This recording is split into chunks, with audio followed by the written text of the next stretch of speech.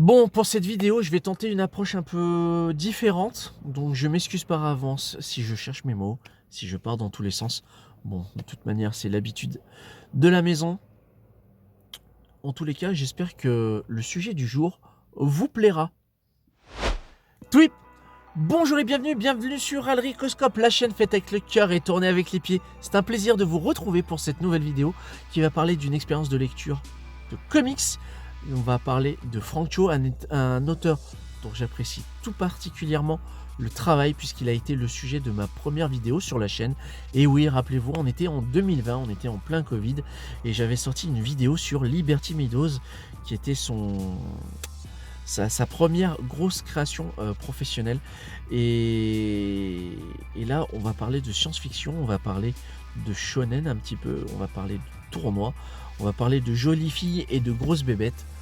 On va parler de Fight Girls, édité aux États-Unis chez le jeune éditeur Awa et publié chez nous, chez Delcourt. C'est en un seul volume, c'est du cartonné. Ça coûte un peu moins d'une vingtaine d'euros, je crois.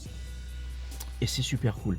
J'ai beaucoup apprécié la lecture de ce titre qui va nous raconter un tournoi mis en place dans un empire galactique pour désigner la future reine. Puisqu'au lieu de chercher dans la généalogie royale pour trouver l'héritière, quoi de mieux que d'organiser 4 épreuves mortelles avec des participantes tirées au hasard, soi-disant, aux 4 coins de la galaxie. Ça, c'est le postulat de départ. J'ai vraiment apprécié ce titre, c'est plutôt cool.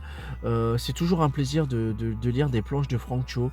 C'est toujours extrêmement esthétique, stylisé. Un peu épuré par moment. C'est surtout l'occasion pour Frank Cho de dessiner des jolies filles et des grosses bébêtes. Donc là, je montre les jolies filles.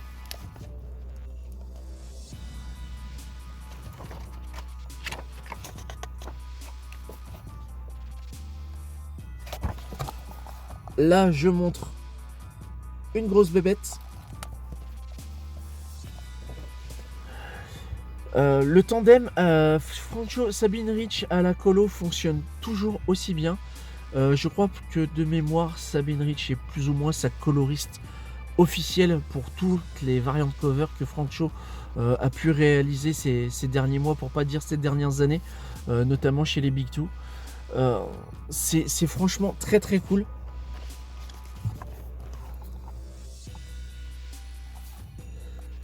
Cette participante, elle me fait penser à Daryl Hannah dans Kill Bill. Pour le côté tempérament, bourru, et puis évidemment pour le cache-œil. Hein. Parce que bon, Daryl Hannah est blonde, et là on a une roukmout, une rousse, pardon. Donc les décors sont quand même présents dans Fight Girls, même si pour le côté SF, on a plutôt droit à des cases un petit peu plus épurées. Bon, ça je vais pas le montrer parce que bon, c'est pas vite fait. Avec Frank Cho, c'est toujours très stylisé, très épuré. Ça va vraiment à l'essentiel. Il va mettre du détail là où il y en a vraiment besoin, mais il va surtout mettre en avant la dynamique des corps, il va surtout mettre en avant les expressions aussi du visage. Je pense qu'aussi Fight Girls a été l'occasion pour lui de démontrer qu'il était capable de réaliser des personnages vraiment différents sur le plan physionomique. Et ça a été aussi l'occasion pour lui de nous raconter une histoire au départ conventionnelle, mais qui finalement va avoir en son sein un petit plus qui va faire la différence. C'est pas une lecture inoubliable en soi, c'est clairement pas le titre de l'année, mais c'est un titre qui fait plaisir, vraiment. Je vais vous lire la 4e de couve pour vous donner un petit peu plus de matière, pour vous donner envie. 10 femmes, toutes plus badass les unes que les autres, s'affrontent dans un tournoi ancestral de championnes où la gagnante deviendra reine de la galaxie. Pour faire face à ce défi, chaque concurrente doit survivre à la nature impitoyable des planètes où elles sont téléportées, ainsi qu'affronter les autres participantes. Mais cette édition du tournoi n'est pas tout à fait comme les autres. L'une des candidates est infiltrée avec pour but de remporter quelque chose de bien plus important que le titre de reine de la galaxie. Qui est-elle et que veut-elle vraiment? Ça en dévoile un chouille un peu trop, ce résumé je trouve. Mais bon, en dessous, on nous explique que Frank Cho, Skybourne, Wolverine, Shanna, Liberty Meadows, est l'auteur de ce récit d'aventure sous tension et de science-fiction qui mêle décors exotiques, combats homériques et monstres terrifiants. Il est secondé par Sabine Rich qui propose une superbe mise en couleur. Voilà. En quelques secondes, tout a été dit là où j'ai mis plusieurs minutes.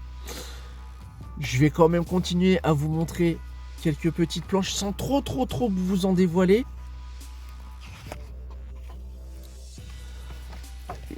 La chose que j'apprécie aussi dans ce titre, dans Fate Girls, c'est qu'on a une petite planche d'introduction et on a ce découpage là, ici, avec le gros Frank Cho, Sabine Rich et un gros plan ici.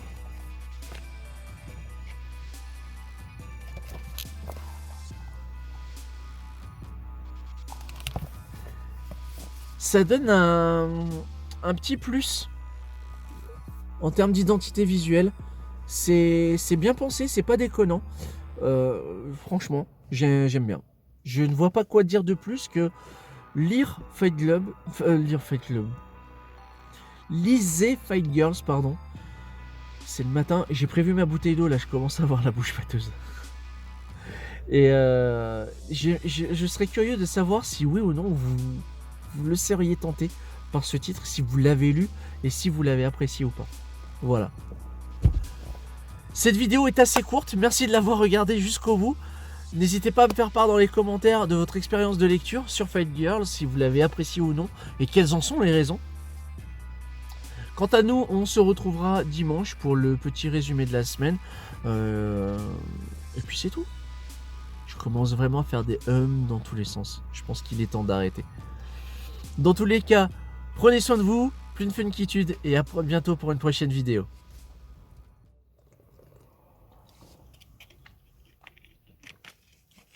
C'est vrai que ça fait du bien.